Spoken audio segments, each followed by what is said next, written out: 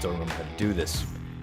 What's happening? Welcome into the Matt Bernier Show, part of the In the Money Media Network. My name is Matt Bernier. You can follow me on Twitter at Bernier_Matt. Today is Thursday, January the 26th, 2023. It's episode 146 of the pod.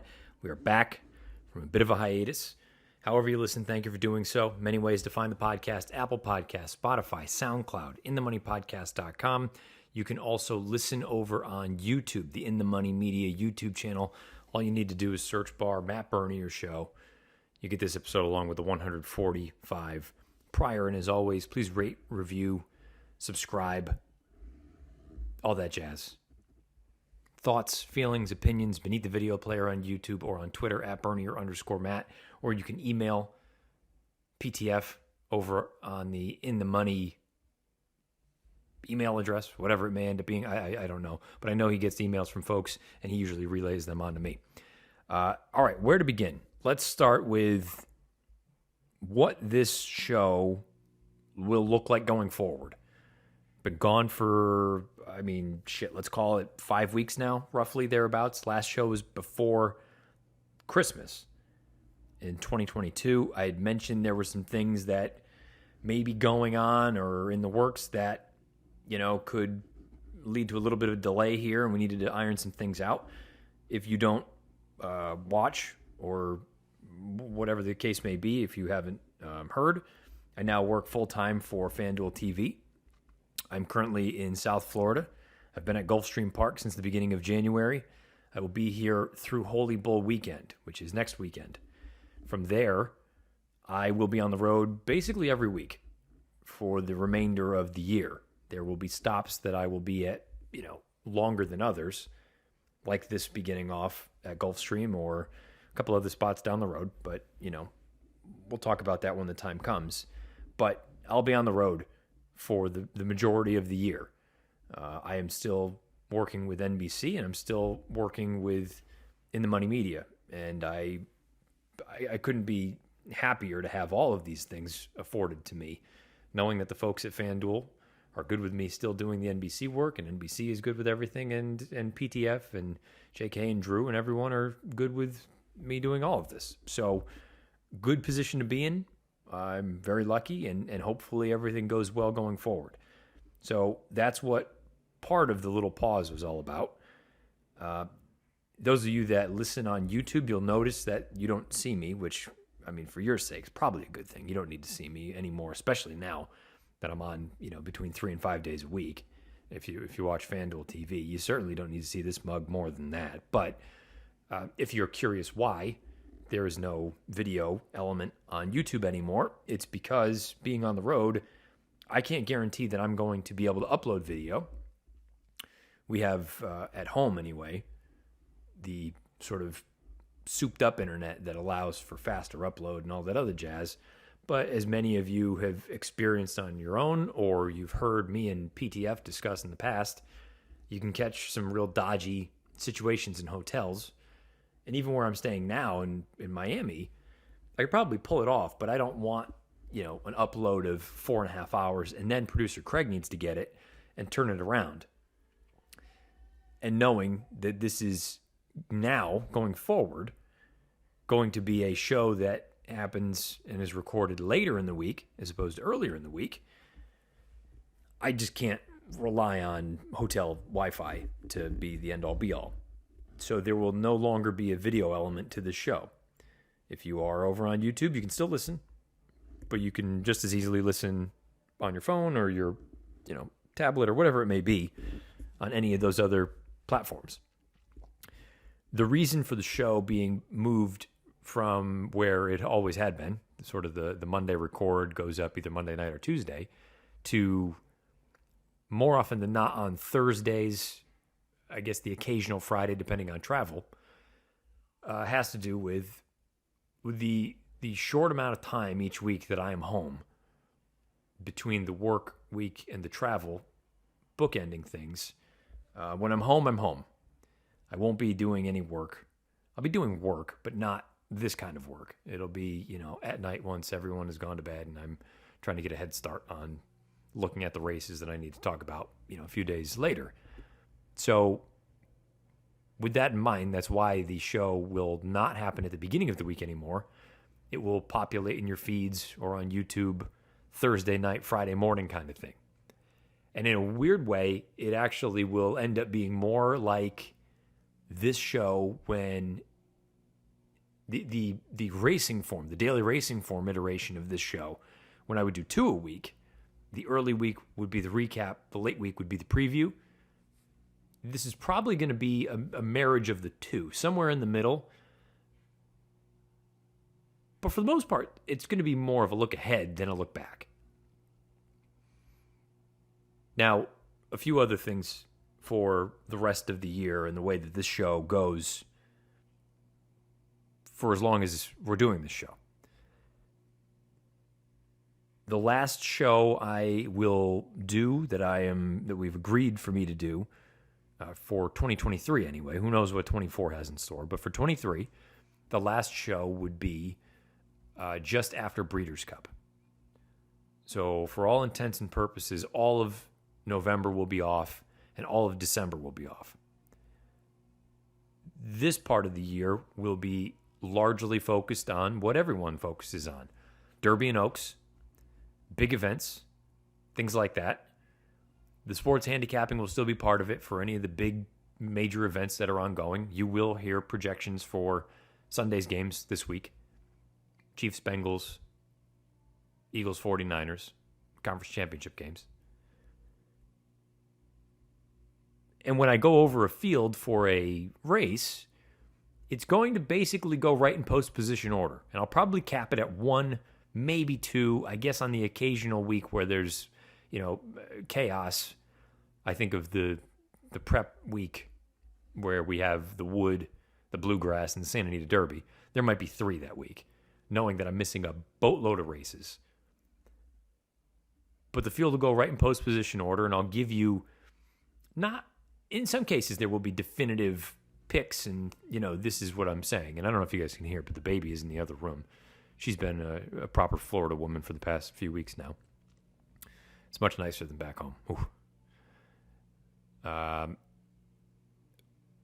But the idea is to try to offer up some things that maybe when you went through and did your first pass, you didn't see, or you wanted to just get an opinion or a take on whether it's a favorite or a long shot or whatever it may be.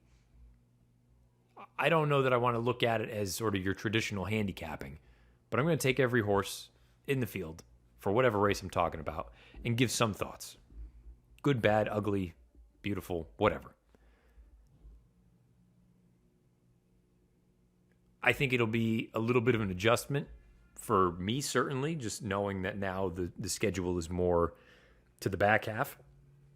And I think the flow that this show, as it had been constituted, had developed, there's going to be a little bit of a shift, but I don't think it's going to be so dramatic that you're going to notice a great deal. But I'm sure if you really wanted to, you could sit and listen to the way the show will be going forward and compare it and contrast it to the way the show had been for the past 2.5 years, almost 3 years now.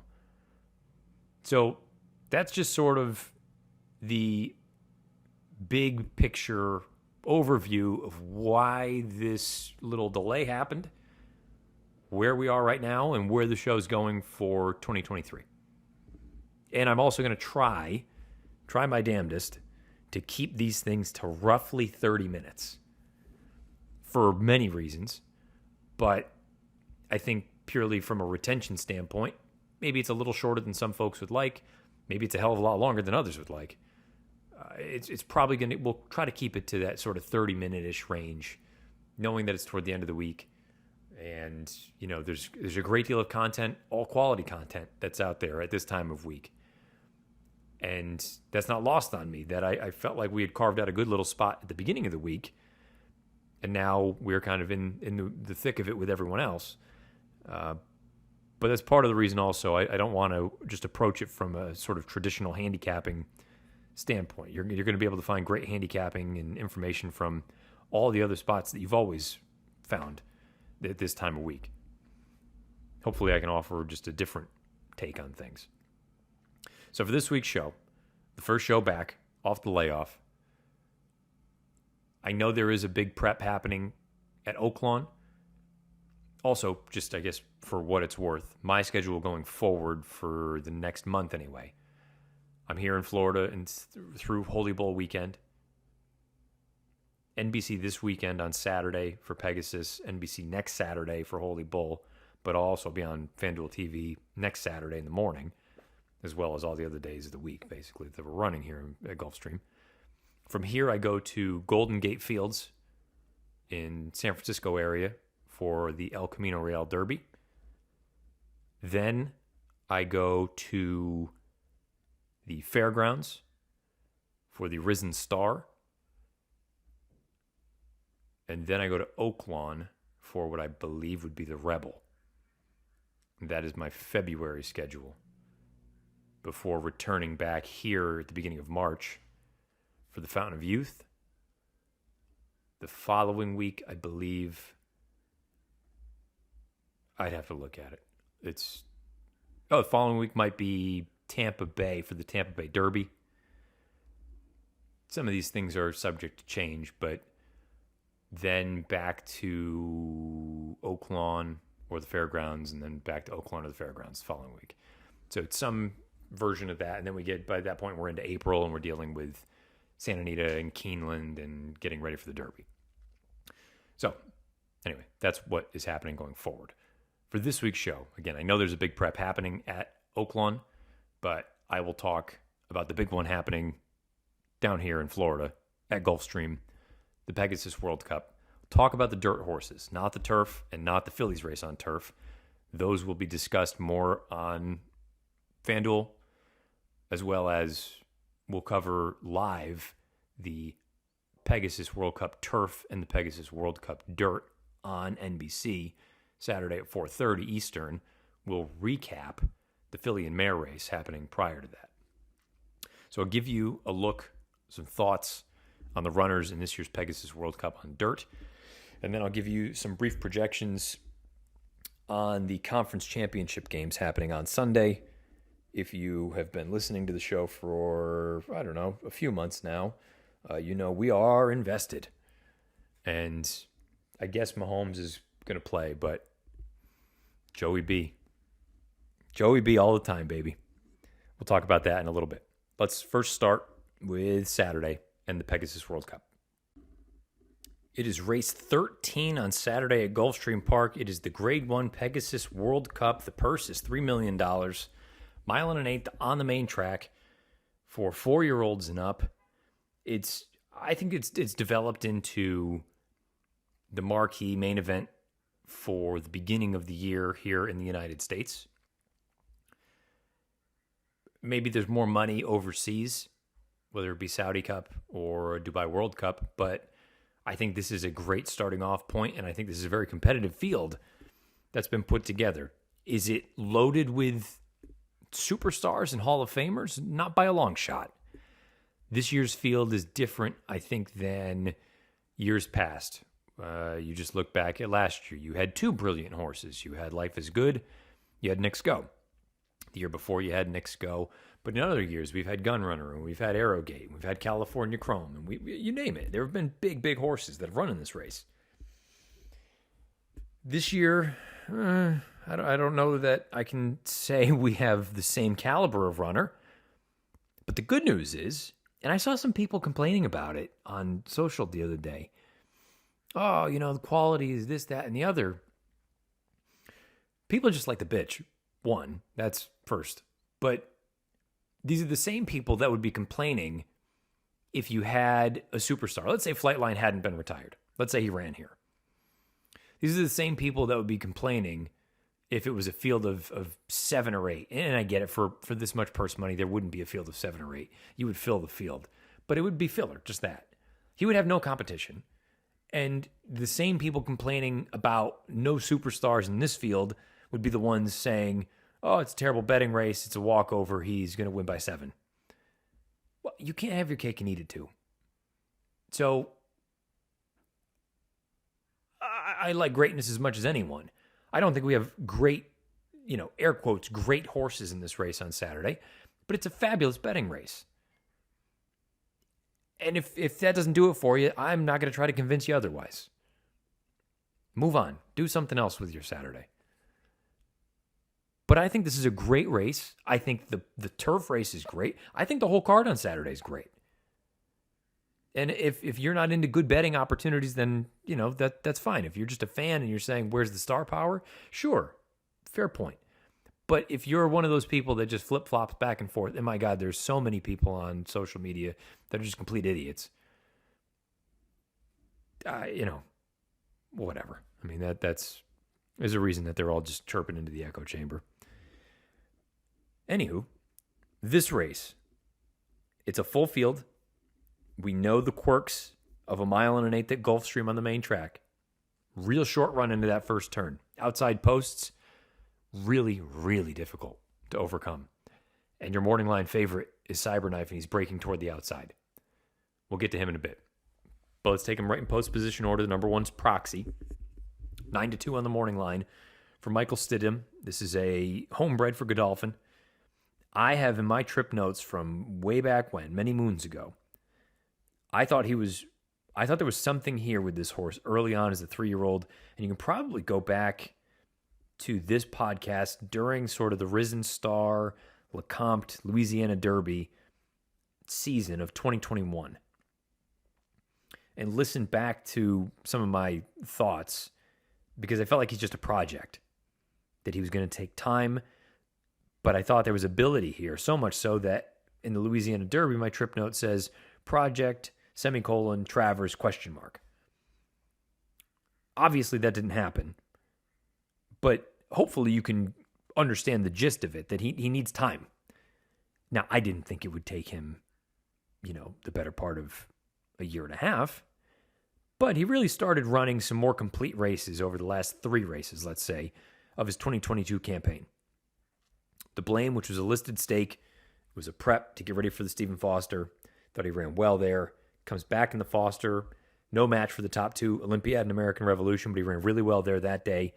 Then he's gone for some time. And he comes back and he wins the Clark at odds of 5-2. And no, he didn't beat a good field. But I think it just indicates anyway that this is a horse that is still figuring stuff out. But he's a far more polished version of himself than he was a few years ago. Now, breaking from the inside, I think, is a positive for him on Saturday, but I don't think he has the early kind of speed to establish a great position in there, especially with the amount of speed drawn to his outside.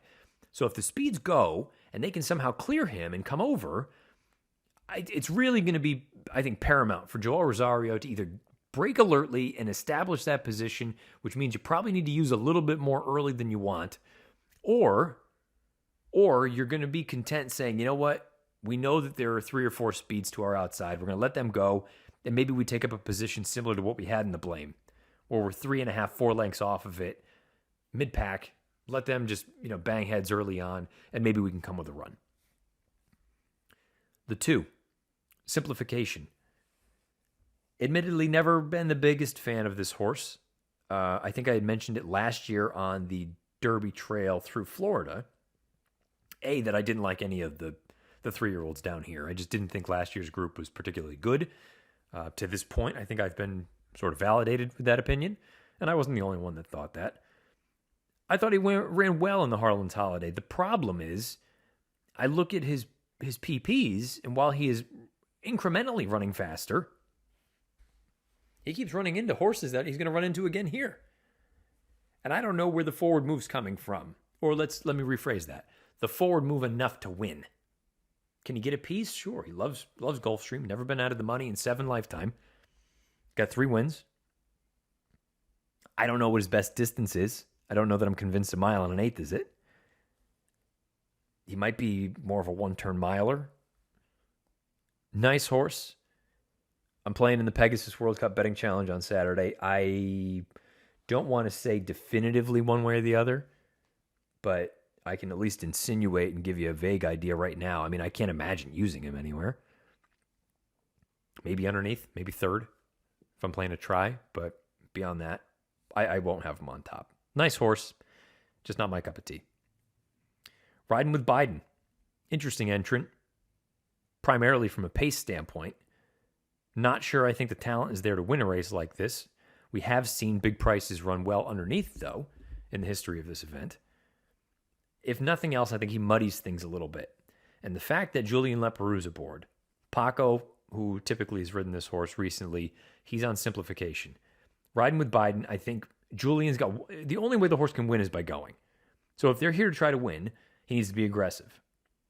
Larry Colmus and I were talking on our show earlier today about, I think Leparoux on the front is as good as anyone. I think he does a very good job of getting horses to relax out there. The difficult position he is in a spot like this is I think he's got to use early. The problem is the other horses he's not going to be able to get clear, I don't think. And if he does get clear, he's probably gone way too fast. I think he's in a really, damned if you do, damned if you don't kind of position. But I do think he just adds to the pace dynamic of the race. Unless, underscore, they're just trying to cash a check. In which case, maybe you let the speed steer outside go, you tuck in behind, and you ride a rather passive race, and you try to just pick up some pieces. White Abarrio. I've been on record many times saying I've just not really been a huge fan of this horse. I think Saffie Joseph's done a great job with this horse. He loves Gulfstream. There's no two ways around that. He is 4 for 10 lifetime, and in 4 starts at Gulfstream, he has won all of them. So this is, he appreciates it down here. I guess I still look at him and say, I don't know that he's good enough. If it's purely a horse for course angle, this is your answer right here. You're looking at, I would assume, probably close to 10. I haven't priced the race out yet. Can't imagine him lower than 7 or 8, given some of the other names in here. I will say he's got beautiful tactical speed. I would think that should work to his advantage in here, but I don't know that I'm thrilled with any of his races, for being honest. He was much the best in the Florida Derby last year. He was extremely wide, but I don't think he beat much. And beyond that, he'd been tested against a few good horses, and he just never really fired. The Scar Mile was a good effort. I don't want to take anything away from him there. But I will say, of the Saffie Joseph runners, there's at least one that I like better than him, if not 2. And Saffie has 3. Do with that what you will. Defunded. Bob Baffert, Irad Ortiz Jr. The horse is fast. Now, on Figs, he's not overly fast. Pace-wise, in many ways, he's kind of the key to the race because I don't know that I love him sitting off of a target.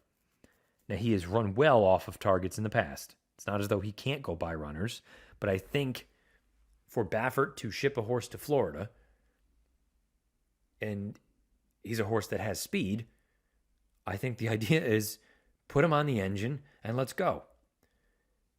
I also don't think it's anything minor to acknowledge that Irad Ortiz Jr. takes the mount.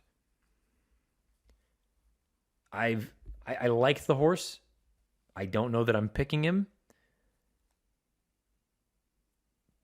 But he seems to be, in my eyes anyway, the proper speed of the speed in this race. And if you're going to beat him, you're either going to need to run him down or you're going to need to be up there dueling with him and put him away. And then likely hold off everybody coming from behind. Art Collector, 10 to 1 on the morning line. Art Collector is a very funny horse because when he has been tested against some better runners, he's failed. When he has been able to get out and just kind of strut his stuff against inferior, and I say inferior, he's got a couple big wins on his card. And he defeated Maxfield. Maxfield, I think he was probably like a grade 1.5 type, but he's a good horse. The problem I have for Art Collector in this race is you're drawn just outside of Defunded. He's going to go. Riding with Biden probably goes. There's some other speed in here. Let's say you want to get out there and run early. Well, anytime he's had to run early, he doesn't have much left in the tank at the end. Okay, fine. The alternative is you take off and you let them go and you try to run them down. Maybe you get first run on the closers. The problem with that is I don't think he'd be the best closer in the race. So I think Art Collector's in a really precarious spot. I just don't know that I love the way the race sets up on paper for him. But he should be every bit of the 10-1, I would think, unless he takes some crazy amount of money. Skippy Longstocking is, I can't say absolutely where I'm going to go, but I like this horse.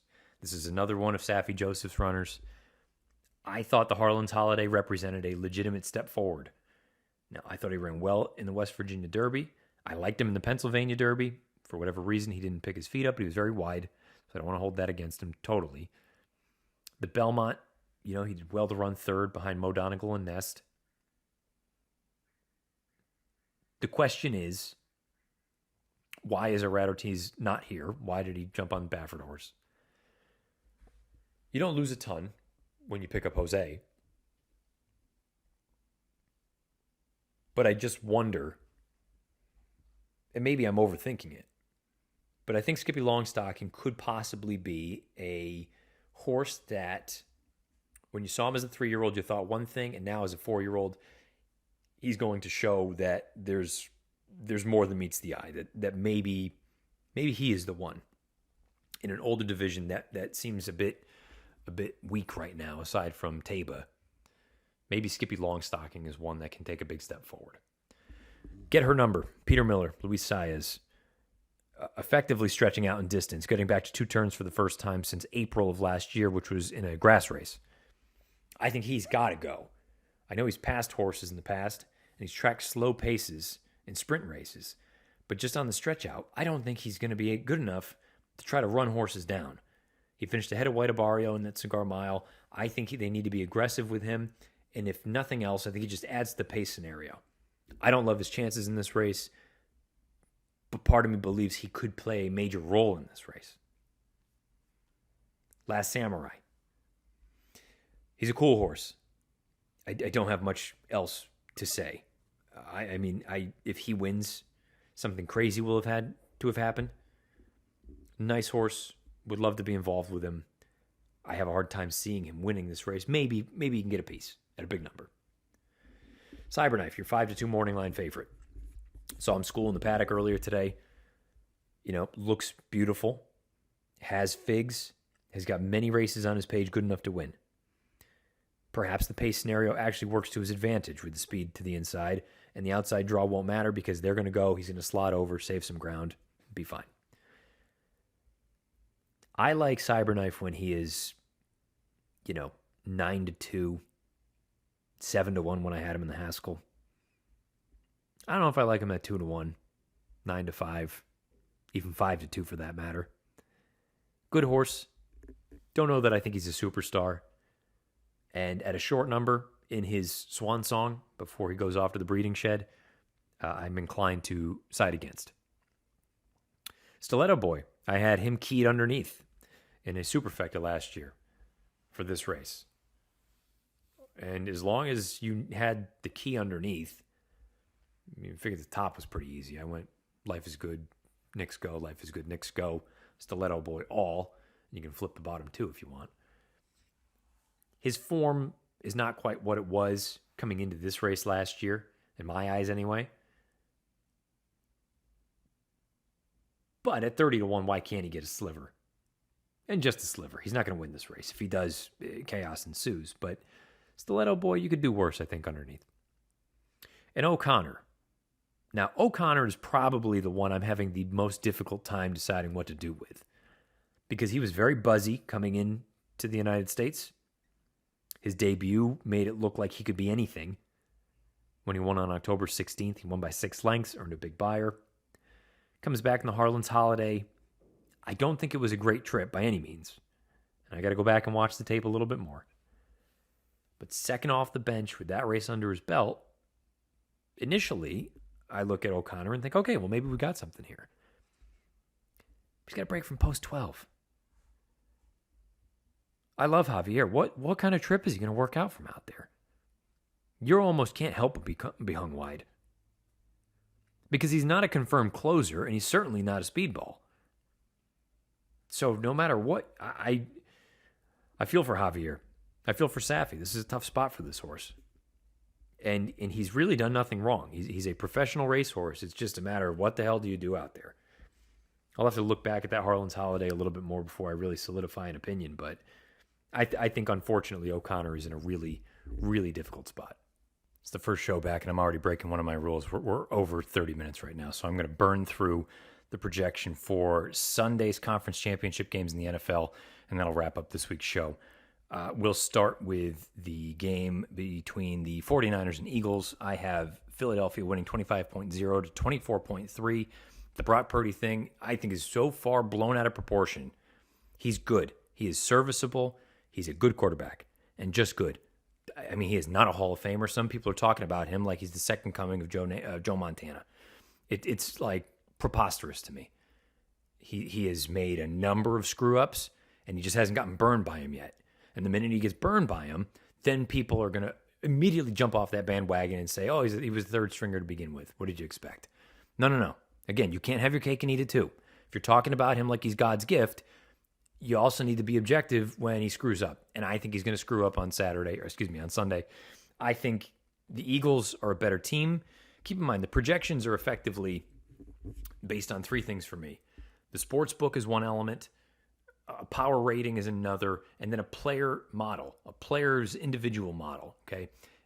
And honestly, it's the thing that I think is, for me, much different than many of the other projections that you get out there or you hear from other people.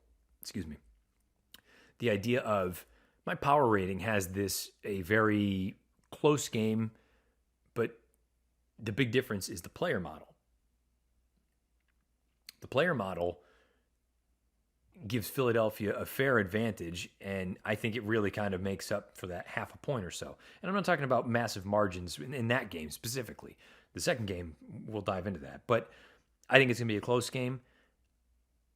I still don't totally love Jalen Hurts. But on that team with that talent, A.J. Brown is, outstanding. Devontae Smith, outstanding. Dallas Goedert, Miles Sanders. They've got weapons all over the place. The Eagles have been the best team in the NFC from the jump this year. They just have been. And I think they get the job done. I think they move on to the Super Bowl. The second game. Again, if you have been listening to this show for any length of time, I believe I tweeted it and I made the bet before Thanksgiving. I said I think it's time to invest in the Bengals to win the AFC. And since then, they have not lost. And I don't expect them to lose on Sunday. All the talk about Mahomes and his ankle, he's practicing now. Oh, he looks fine. It was all about nothing. The line has moved like in an insane way. Forward, back, up, down, left, right. To me, it doesn't make a difference. I'm probably on an island here. Well, I know I am on an island. To have such a substantial difference. I had this number, assuming a 100% healthy Mahomes. And if you can go back to one of these shows, month and a half ago, I said either I'm overzealous on the Bengals or, which is almost impossible in this day and age, or I have figured something else out with my numbers and my model that, for whatever reason, the books have not caught up to. I have the Bengals winning 26.6 to 23.6 on the road at Arrowhead. I just think, and I think the offensive line thing for the Bengals has been way overblown. Is it important? Of course it's important, but this is a team that just purely based on talent, I think they have everything you possibly could ask for. And as far as the Chiefs are concerned, I said it again. You can go back a month and a half, something like that, 6 weeks, 7 weeks. I said I just get whiffs of fraudulent from them. I don't fully buy into the Chiefs team this year. I just don't. So I have a Bengals-Eagles Super Bowl. I hope the Bengals win so I can cash this ticket. And I will retweet it. That tweet from, November, whatever it was, if they do win. It was time to invest in the Bengals. We did so, and hopefully we cash soon. So there you have it. I have a Bengals-Eagles Super Bowl. Let me know your thoughts about the two conference championship games, Pegasus World Cup Dirt, which you heard about just a few minutes ago, the turf, the Philly and Mare Turf, any of the races on Saturday at Gulfstream, or anything else that you may want to hear on this show going forward. I appreciate all of you sticking around. We needed to iron some things out. I think we're all good, all on the same page. Looking forward to 2023. Looking forward to the Pegasus on Saturday, and looking forward to everything else ahead with both In the Money Media, with all parties, In the Money Media, NBC, and FanDuel TV. You can follow me on Twitter at Bernier_Matt. That's going to do it for episode 146 of the show. Until next week, best of luck however you play, whatever you play.